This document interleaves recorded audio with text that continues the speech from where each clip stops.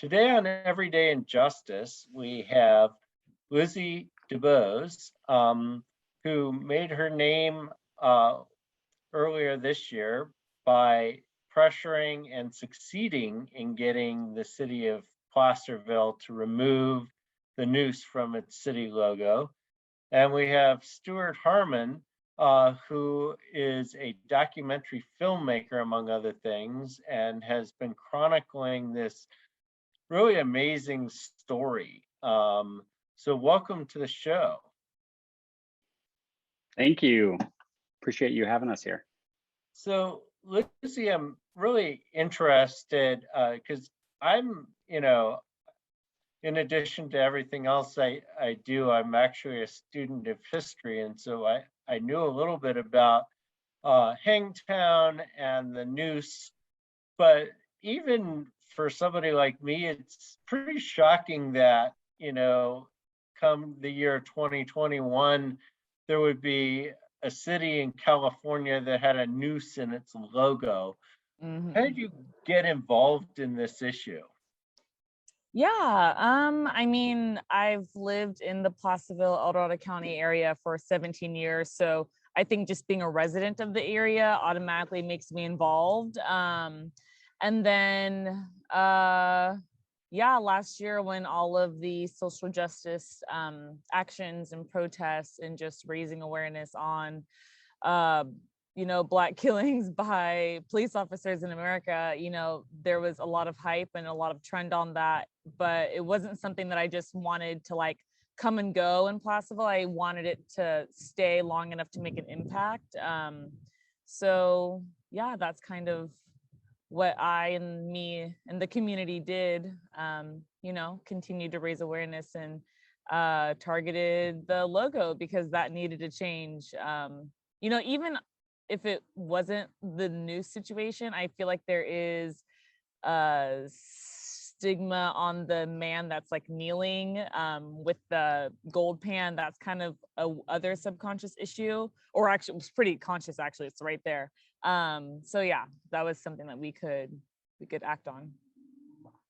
And can you kind of walk us through how that all worked? I mean, it seemed like you were at first unsuccessful and then you were successful. So what happened?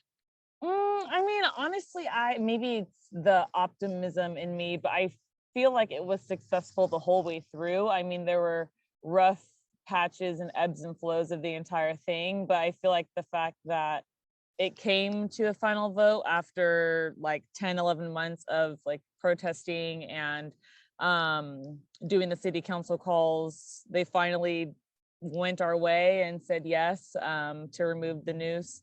But yeah, just a lot of local government pressure, a lot of pressure on local government, a lot of pressure on the merchants on Main Street, a lot of advocating and educating people on the streets, a lot of resilience, a lot of power. Yeah, and we'll drill down a little bit more, but Stuart, how did you get involved in this story? Yeah, good question. I actually saw Lizzie's social media posts. I'm from Texas originally, not from this area. And I thought it was just really interesting that this debate was happening here in California, just like it's been happening back in Texas in the rest of the South in terms of the Confederate monuments. And so I literally just reached out to Lizzie and to some other activists. I mean, I tend to, I don't know how you do it, David, but I tend to just kind of blast everybody and kind of see who's open and interested. And Lizzie was pretty interested in, letting me kind of follow her efforts and stuff like that. So she was really warm and open to that. So, the timing just kind of worked out. I was here because of the pandemic. My wife's from this area, from Sacramento. So we were out here and I was working on a few other projects, but this really perked my interest. And so what are your observations, having watched this up close, but not directly involved in it? It's a good question. It's a very difficult, thorny issue, obviously. In the area, this history, this kind of narrative and history, they've they've had for a very long time, since the very kind of beginning, the founding of the state, since people kind of had moved in, this iconography in some form or fashion has existed. Now, that's an interesting kind of aspect of this, is that it has ebbed and flowed. You know, if you look back at the history, there was a group of people who didn't want to call it Hangtown originally, and they wanted to call it Placerville. They wanted to actually kind of move away from that name. But yet, to some people, it was still very important to have that kind of history as still the namesake, I guess, or as a moniker. And so it really kind of got more of a thing in the 40s and the 50s.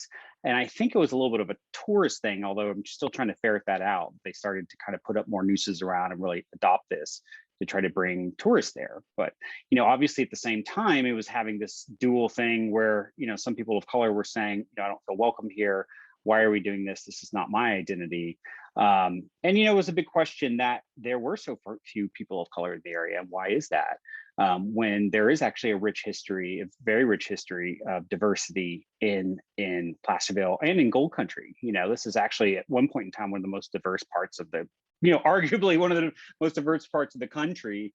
And so why is it not like that anymore? And so I was very curious to kind of just walk in Lizzie's shoes and watch the process, because we were very interested in the process and how does this process work?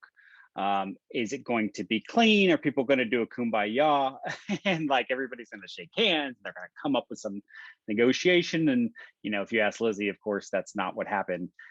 It was a lot of kind of back and forth. And even, you know, she didn't bring this up, but the week after they did the vote, they also voted to keep the nickname Hangtown. I don't know how substantial the actual vote itself was, but it was literally, you know, the next city council meeting, they did this, swung back the other way. So, you know, I think Placerville has a little bit of an identity crisis, and it's getting exacerbated because more people are moving out there. And Lizzie has chosen to stay. You know, a lot of people, I mean, one of our fellow activist friends is moving for a variety of reasons, but I mean, people move out and, you know, so I think that it's changing there. And I was very curious to see how this town and area was going to kind of, you know, reckon with that change. So from your perspective, Lizzie, I mean, what was the reaction when you started pushing this issue?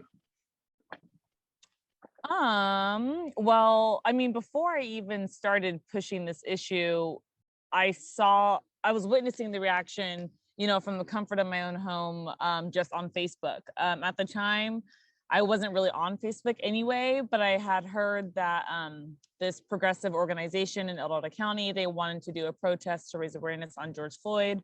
And that got a lot of backlash, like extreme backlash. Like the things that I read on Facebook from the people and residents who claim to love Placerville and Hangtown was pretty like horrific and very disgusting. And it made me so disappointed because I always tell people about how, well, I feel like Placerville is not necessarily the brightest definition of fun, but you know, in fall we have Apple Hill and that brings tourists in. During the winter it's cold and it's super pretty when it snows and people like to come for that and they go snowboarding at Sierra.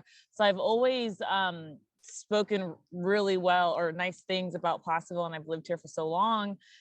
So when I heard that there was going to be a protest on George Floyd, I was so excited. I was like, I've never been to a protest. I want to go. I'll make a sign. Like I'll be in the front, like, you know. And then the things that people were saying on Facebook, I was just like, I mean, offended is like a term to use for lack of better words, because I was just like disgusted. Like it was just made me sick. And so I just kind of wanted to do something. And it was the same week where people of Placerville were saying that like Antifa was coming and they were going to board up, and they did. And like Hell's Angels and other motorcycle affiliations like strolled through the same day, like trying to protect the town with quotes, but all it did was raise fear and intimidation in people like me who just wanted to protest peacefully, like the First Amendment says that we can. And so, yeah, it was the reaction. My initial reaction was very much shocking, and then the follow-up reaction to doing the protest in person and just being out there in the street, you know, the front lines of the whole thing was pretty much the same expectation was met, you know, big loud trucks, big loud motorcycles, people flipping us off, yelling at us, saying that we didn't live there, we didn't belong there, all the whole shebang, all of it. We got it straight to the dome. And was this a new experience from your perspective? I mean, you know, having lived there, was race an issue for you, or did this just kind of spring up?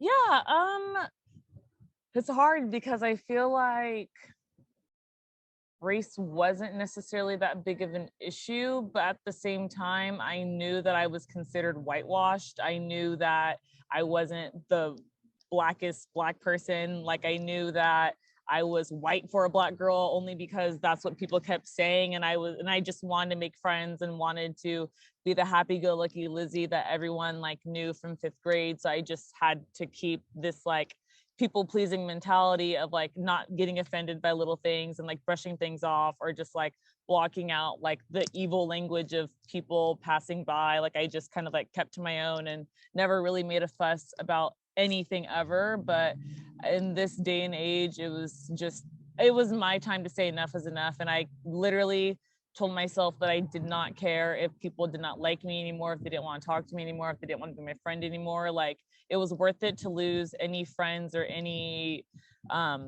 whoever that I had over this situation. Like, it was, you know, I had to just take myself into account and just do what my heart felt good to do, and that's what I did. And you know, you have to lead with your heart and you win sometimes. And I didn't even, my goal wasn't to win anything. I didn't expect to win an award. I didn't expect the city council to finally agree to lose the Noose. I didn't expect any of that. I just wanted to go out there and show people, you know, what I feel and what I believe in. And if people want to follow suit, then that's good. And if not, then if, you know, I'm used to people telling me no. So it wasn't going to hurt my feelings if I was the only one doing this the whole entire time.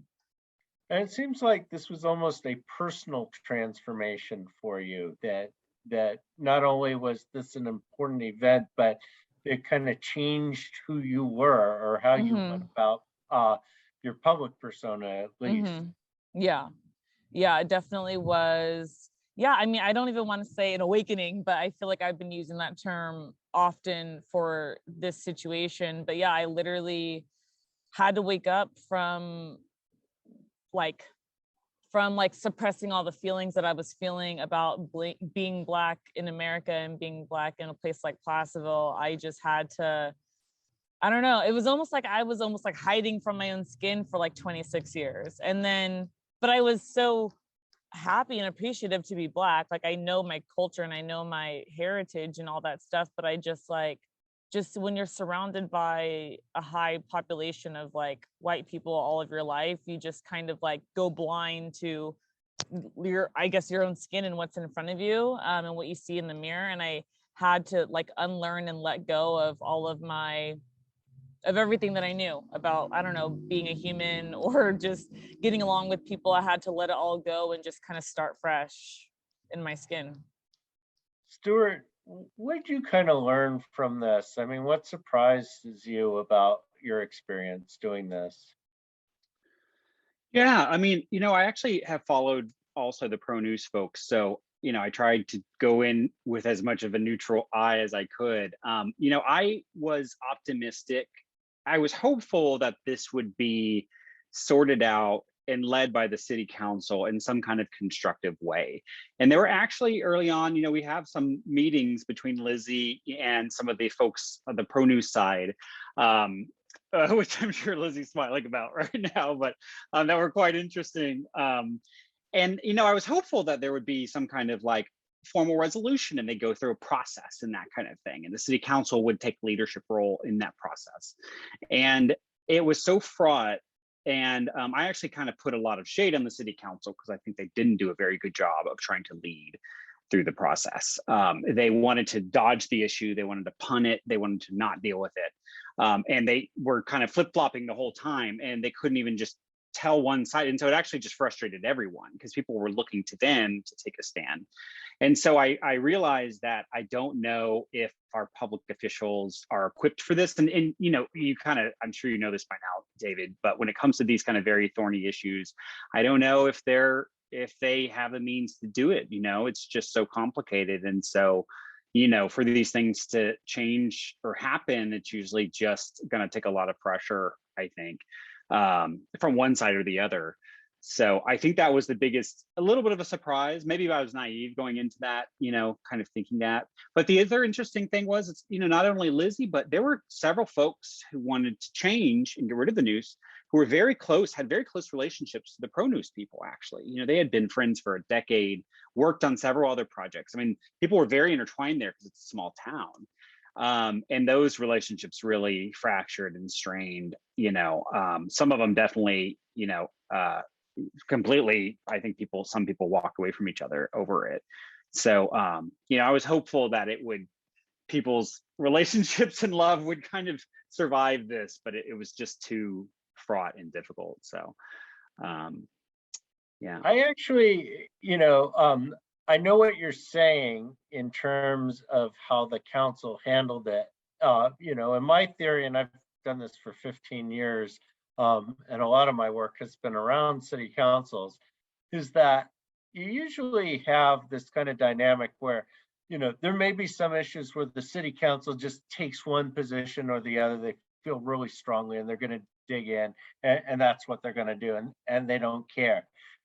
On most issues, that's not how they go about their business. They want to kind of figure out, okay, where is the community happy medium point where we can kind of, okay, there's a group over here, there's a group over here. Let's see where we can mesh in the middle and get something that at least everybody can walk away saying, okay, that was fair. And this is not an issue you can do that on, is the problem. And so they set themselves up when they go about that to look like, I'll just say it, weenies, right? They're in the middle, and you can't be in the middle on this. So that's at least listening to your description, my sense of it. And they probably couldn't figure out a way out of it. I don't know, Lizzie, you're laughing. Yeah. Oh, sorry. I was just going to say real quick, they had a process. They had actually found I'm blanking on the name. Lizzie, do you remember? But they had a person who does these like mediations, like a mediator. Yeah, who actually gave moderator. Yeah, who gave them this like 6-step process that they were going to go through. So, obviously there had to be a decision one way or the other, but at least people could feel like they were heard. And they like started it and then abandoned it. Before even completing the process. I think I do wonder, and Lizzie, I'm sure you can speak to this, how social media, if it would have been different, if it wasn't a pandemic, like if people had to meet in person, I don't know, because like a lot of people from the county called in, that's the weird thing too, is you've got this Placerville is kind of changing, it's turning blue, but the county's still fairly conservative. And so a lot, you would have this county influence. And correct me if I'm wrong, Lizzie, but I think you're right. I think the county's red, but Placerville's blue. Yeah. And so there was always this influence of people calling in from the county who weren't necessarily in the city. And also on both sides, some people from Sacramento calling in favor of losing the Noose. So, I don't know if the dynamic would have been different in person, but I just know they like tried to come up with a process that seemed good and then abandoned it, And so at least like stick to your guns on that. Yeah. The way I kind of interpret it as is the city of Placerville had never, ever in their wildest dreams thought that someone like me or a group of people like us would have ever challenged them on this logo. They never thought it. It never even crossed their mind. Even the people before them, it was never a thought process. So when the pandemic happened and then the city council meetings just went straight to Zoom, I think. And I wasn't even, when the pandemic even started, city council, the local government wasn't even on my mind. I was like, oh, like stay at home. Okay. Like, oh, make a bunch of bread. Like, everyone's doing on TikTok, like doing all those things. Like I was doing all those things and doing all the things that, they were telling us to do, like, don't even go outside, like, do a grocery order thing and pick it up, do roadside pickup but still continue to support your small businesses. I was following all the rules, doing all the things, wearing the mask 6 feet apart, the whole shebang.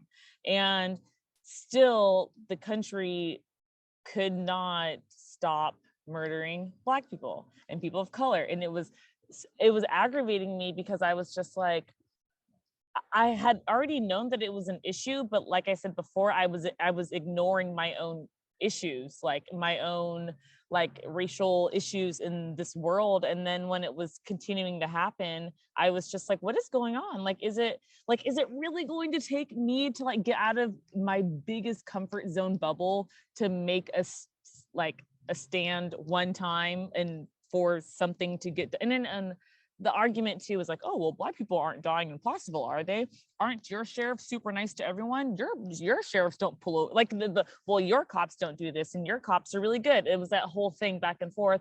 But I'm like, but it doesn't matter if the cops are good or not. If they're good, then they're following the rules and they're doing their job. Great, you get an A+ for that. But like the macro part of it is failing dramatically, and people are losing their fathers and losing their brothers and losing their sisters over not putting on their blinker. And like that's what was making me upset. And I've gotten pulled over countless times, and I have only ever gotten a slap on the wrist or a ticket, but like I can only imagine if it was worse. And I, at the end of the day, just didn't want to be another name on a poster and people saying say her name because something happened to me because I was at the wrong place at the wrong time.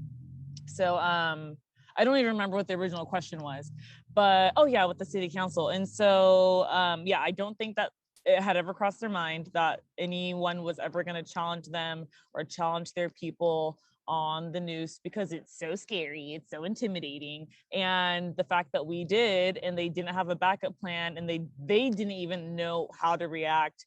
It just took them forever to figure out a plan and come up with solutions. And the topic was tabled countless times, and it almost felt like they were really just going with the flow of the community. If we were out there protesting and we had good feedback and the media caught good attention of it and it went to the Mountain Democrat and it was good, then like the city council was like, yay, like good job you guys, like keep up the good work, da da da da.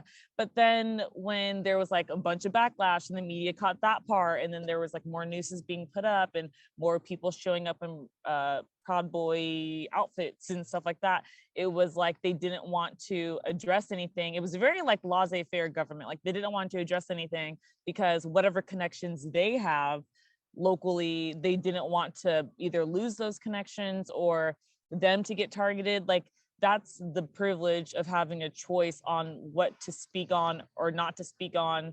And I kind of had to prove that like I don't have that privilege. If I walk out, I'm already in my Black skin. If people look at me funny or interestingly, they, ask me if I'm from there, if I live there, all that stuff. And so it's just like, I have to kind of think about everything that way. And then the city council just has to, I don't know, say yay or nay to things and hope that nothing happens to them and their family and their businesses and stuff like that, which is totally understandable. And I respect all of them, but I just wanted them to like see for themselves what it feels like to be me or be people like Stuart in the community who care about this stuff. And, we live here and it's our home too. And so I'm glad that they finally like paid attention long enough and listened long enough and took us seriously long enough to make the decision that they made. And it was a great decision. But before they got there, everything escalated. In part, it seems like because they didn't put their weight into it. So talk about some of the nooses and some of the harassment that happened. Yeah, okay, we're really gonna have to go deep into my memory bank because it's like I've processed everything, I think, but time passes, and so it's almost like I kind of forgot some of the things. And I think that that's what happens. That's a trauma response when you're just at the forefront of these like high volume tension situations. You kind of, I don't know, just black out a little bit. But yeah, I mean, the first situation with the first day I was out there, someone drove by and called me the N-word. Someone else revved their motorcycle engine at me and told me that it was called Hangtown for a reason and to get out of their town. We had another incident on the bridge where these like two men trying to be macho guys, like kind of like came towards us and was like asking us like what we were doing, and Stuart was there with the camera, and they were like, oh, like we don't want to be recorded, and he was like, oh, we're making a documentary, like you came to us type of situation.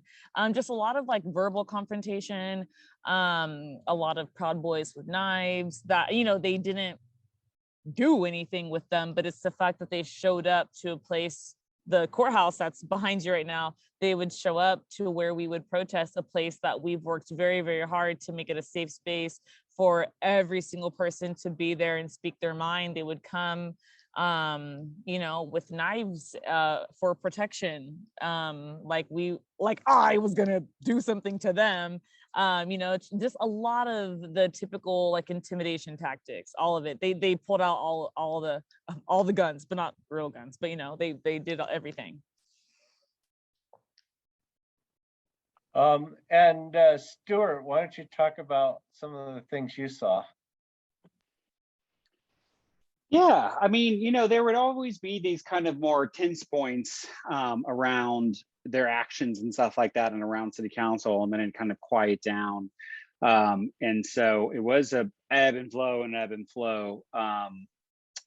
And you know, it was tricky because I think the city council too didn't want the media attention, and you know, Lizzie and some of her other activists were kind of got pretty smart media wise, and had a pretty good relationship with folks to be able to get media up there, and that helped, because I think ultimately that, you know, the city council, that's something that they do really care about, is how they look on that. So you know, it's so hard when you're in this, and you probably know this, David, too, in terms of threats. You know, there's just social media as its own monster in and of itself. People are very active in El Dorado County on social media, and I follow them pretty often. And so it's always hard to tell when people are making threats where the line is, you know, and obviously we know some things spill out of social media into real life. And so, you know, I was always definitely concerned about everyone's safety, you know, on all sides. Not so much my safety, because I could always leave and come back to Sacramento, but you know, making sure that, you know, I wasn't ever going to put anybody in a uncomfortable position or something like that, because I think there was some safety concerns. You just kind of didn't know, and what was happening in Placerville also was happening across California and the rest of the country. And so that's what I was so drawn to, was such a microcosm. And so, you know, you'd see events happen in the other parts of the country, Kenosha, you know, the list goes on, and you wonder, you know, could that happen here? And I think that's like always a concern. And, you know, the police department there is pretty interesting.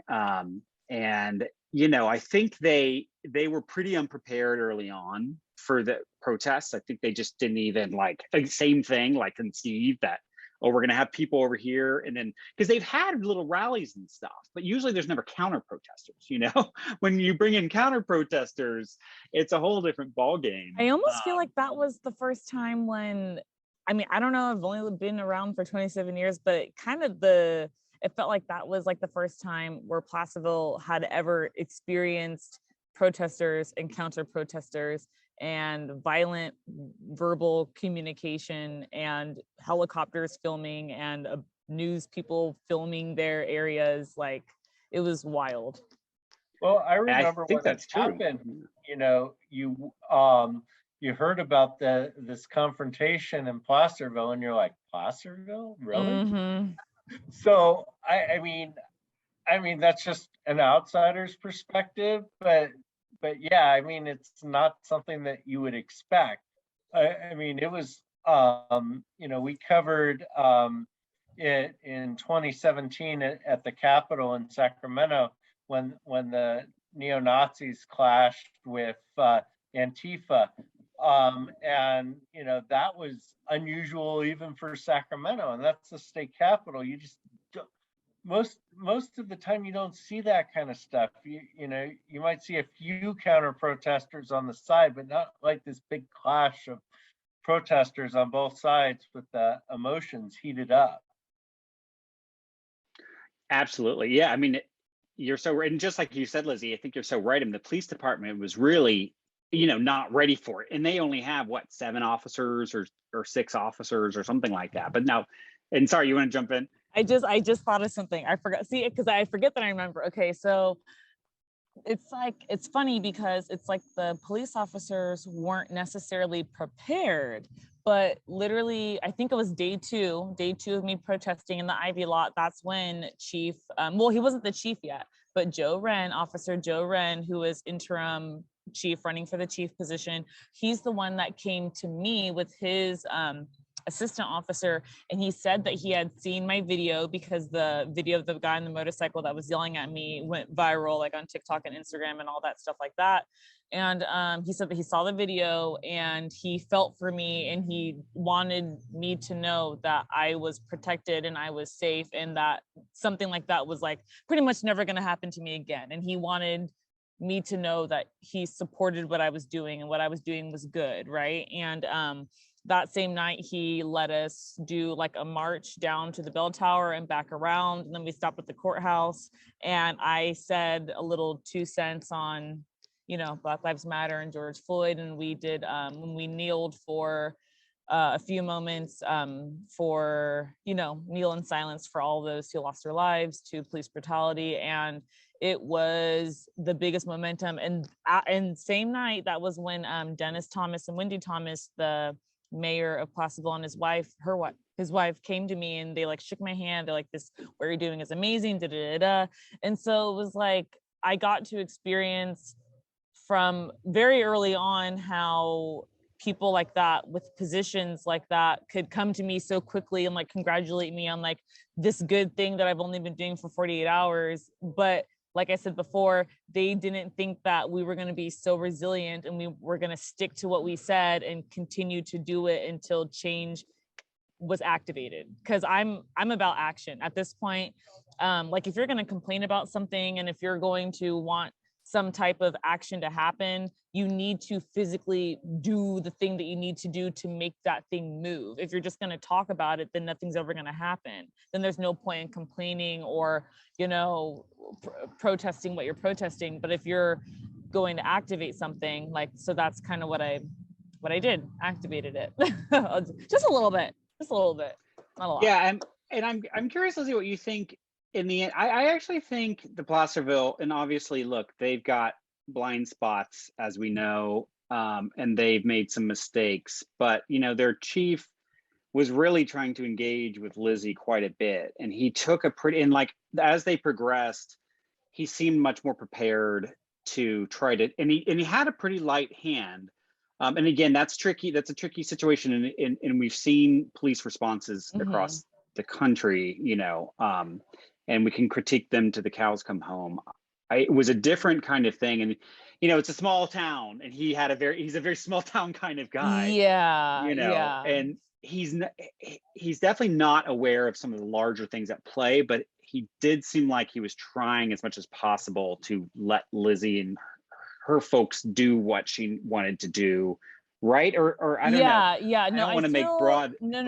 I feel like he didn't come after right, you guys right. and shut you down. No, you're right. He gets an A for effort. I think that he put in a great effort. He gave me his personal cell phone number. I still have it. It works. I texted him like a couple weeks ago because my car got hit in a parking lot, but that's another story. And I was just making sure. I was like, hey, just letting you know. But anyway, so he made an effort and he followed up. And I mean, I think it was just like a level of communication, because I am telling you, the small town vibes and energy of it's like playing telephone, like when you tell someone something in their ear and then they keep going around and then it turns into being the complete opposite of how it started. That's how Placerville is. It's like the second there's one thing that's going on, it gets circled around and then it comes back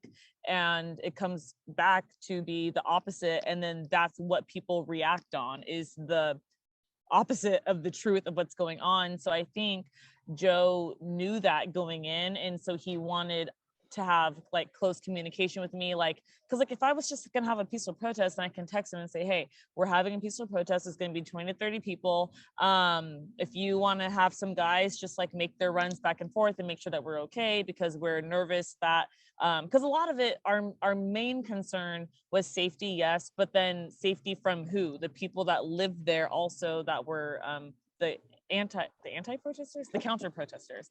And so we just needed space from that, because they almost kept like, not like coming at us too much, or maybe I'm being too soft, but like they just kept wanting to like intervene and intertwine and just hack all of our stuff. And I'm just like, we can still do what we want to do, but like if you guys want to stay on one side of the street, that's fine. It did create division, but like, let's face it, the division was already there. It just got brought to the surface.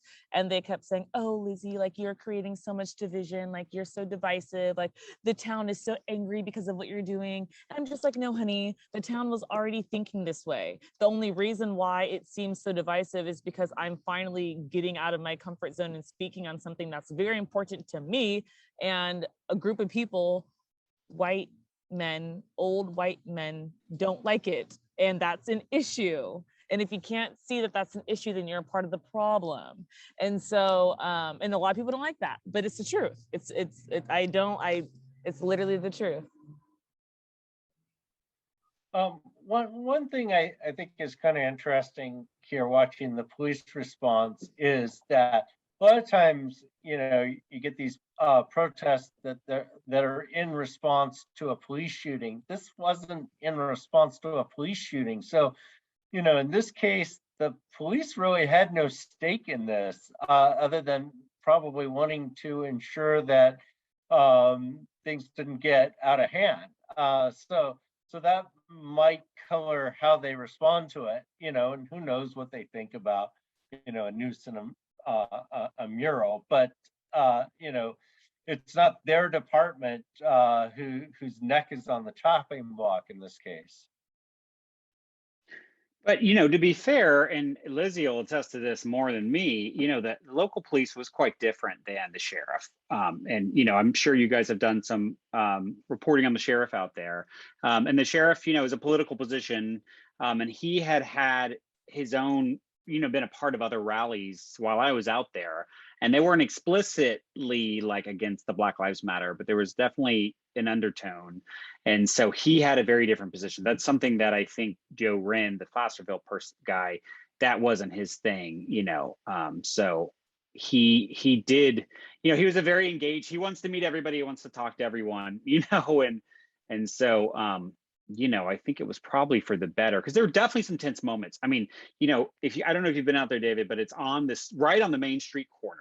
There are cars coming through, you know, they didn't have barricades up. People are going into the street. There's big trucks coming through. There's motorcycles. There's could be potential for danger there. And, you know, for the most part with their small group, they did a decent job of trying to keep it under control. A lot of people drunk, a lot of people from out of the town too, coming into town, you know, from completely out of the county too, you know. That we've kind of tracked back. And it often would get exacerbated by what was happening in Sacramento at the time, because a lot of the same folks would be up there to counter protest Lizzie, and then they would be down in Sacramento as part of some of the events that were happening, you know, to stop the steal and stuff here. And so it was kind of part of that whole milieu at the time. I mean, I actually captured some of the same folks who were here in Sacramento showing up at Lizzie's as counter protesters on camera. So that doesn't surprise me. You know, and kind of looking at the broader picture, I mean, one of the issues I've been tracking a little bit, in part because my mother went to college there. So in Boone County, Missouri, which is where Columbia, the University of Missouri, is located, they have this big controversy right now because there's a lynching mural and it's being displayed still at the Boone County Courthouse. And so you got this kind of interesting situation, right? So like if you look at a map of Missouri, often you will see a little dot of blue right in the center of the mass of red, which is the college town of Columbia, surrounded by what might as well be the Deep South. And so it's a really heated dynamic now because they're trying to, you know, get down this mural, which has like Native Americans being lynched and people pointing rifles at them, and it, you know, doesn't look like something that should be up in a courthouse in 2021 for sure. So it seems like these issues are happening all over the place, where all of a sudden people are like, hey, maybe we should have these things on display at this point in time.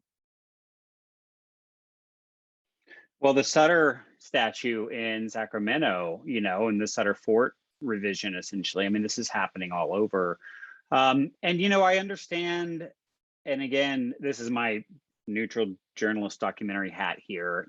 I understand I guess the other side, they grow up and most people say, I didn't even think about it, and actually several of them who said that wouldn't join Lizzie's, kind of efforts and that kind of thing too. And so, this is really about identity. The noose is just a representation of something else, an identity that they think is being challenged. And so, which obviously of all the symbols, it's a very controversial symbol to choose for your identity, versus something else. So to them, they can't even fathom it. It's just like, just like Lizzie said, it was that somebody is not thinking about these kind of symbols and how somebody else may respond to it. I mean, and I had the same problem with the Confederate flag, because I'm like, the Confederate flag was the symbol that was used by the rebel states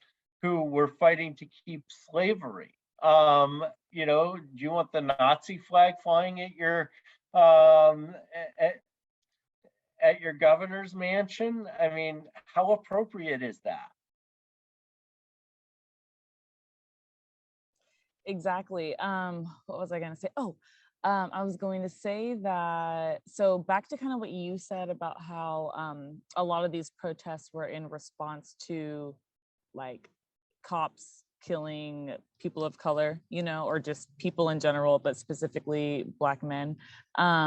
And, a lot of people were saying like, oh, that's not going on in El Dorado County. That's not going on here. Like, why are you protesting? Like, why are you so mad? And, I'd always have to explain the grander scheme of what was really going on and how it was affecting me as an individual and the community, the Black community, even though it was less than 1%, in Placerville, like the percentage of us is 0.08%. Like we barely even make up 1%, but I feel like the almost 1% that's their opinions and their voices and their dreams and everything that they do should matter and should account for something. And that's the point of being 18 and voting, is voting for the people that care about what you want from government and what you're saying and your safety. So I feel like, I feel like people were so pressed at the fact that we wanted the noose to be removed, and they're like, oh, it's just a silly little noose. Oh, it's so tiny you can't even see it. And I'm just like, okay, well, if it's so tiny that you can't even see it, then you shouldn't care that it's gone. Because if it already looks like it's gone because it's so small in the background, then it shouldn't matter when it's already gone, or when we remove it. And they say like, oh, well, the noose was used for justice, or only 3 people of color were hung and it's because they were criminals, and it's the whole thing. And I'm just like, that's the issue, is calling people criminals when they weren't criminals, or even if they were, but like just putting the blanket statement of like they were hung because they were criminals, it like disinvalidates us and what we're doing. And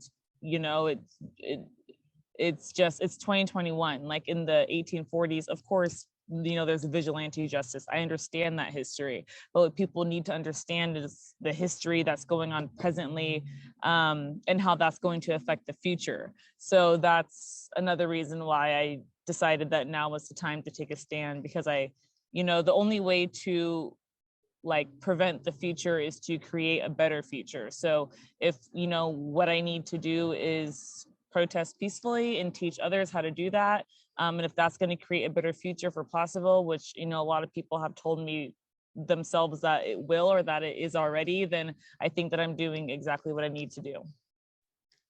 What's interesting about all those defenses is, there's actually a pretty interesting history of lynching in kind of the foothills of Northern California. If you go up a little bit to Downeyville, there's the famous lynching bridge where a Hispanic woman was lynched. and she was like 20 years old in 1851. So, I mean, the idea that, maybe in Placerville there isn't like this history necessarily, but you don't have to go very far to find a lot.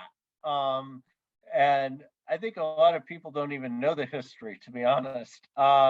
So that's always kind of my thing is, hey, are you aware that there were actually slaves in Northern California at one point? I mean, people don't know that.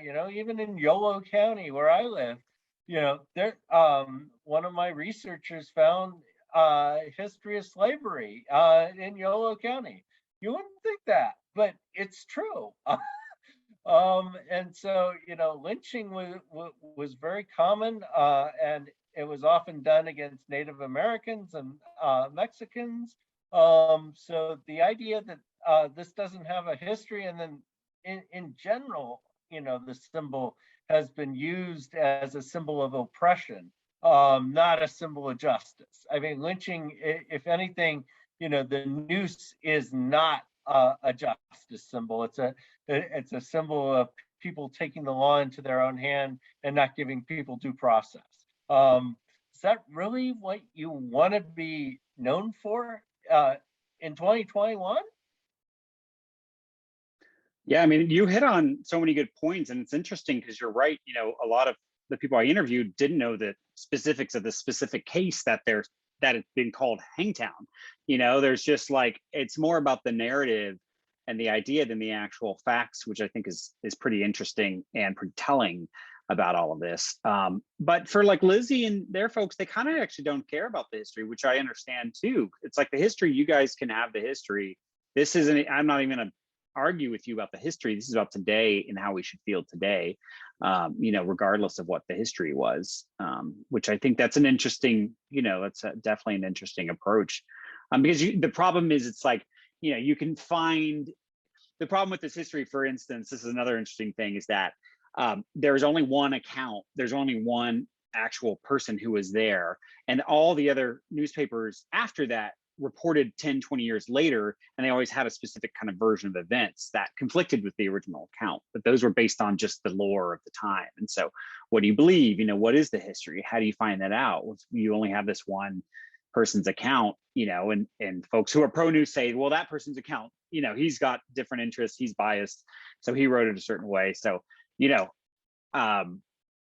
I think that's just the interesting thing about all of this, is that, Lizzie and them, are like that, you guys can argue about that all you want, but that's not what this is about. This is about today.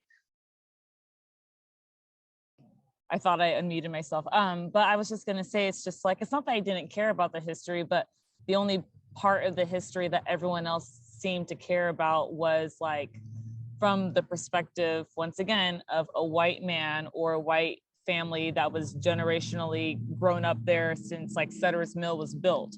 But no one was talking about the Nisenan village that was there before Main Street was there, the Madu tribe, no one was talking about the Native American history. And then when you do talk about it, it's very briefly kept in conversation. Like they know exactly what happened and they don't care. So it's like, they think that we don't care about their, white heritage, but the fact of the matter is that they don't care about the heritage and the culture and the history of Native American civilization, because they pretty much completely wiped it out besides a few. And those people, a lot of them still live there, and they're silenced and they're quiet because they know that when they speak up about it, they're gonna get silenced and suppressed more still in this day. So yeah. Well, this has been a great conversation. I learned a lot. I want to thank both of you for coming on. Thank you. Thanks. Thank you for having us. Great to chat with you. It was fun. Justice. We had Lizzie Dubose and Stuart Harmon talking about Placerville and the Noose that shall be no more. And hopefully at some point, Placerville will be embarrassed by the moniker Hangtown rather than see it as a source of pride. Mhm. This has been Everyday Injustice. I'm your host, David Greenwald. Join us again next time for more tales from the injustice system.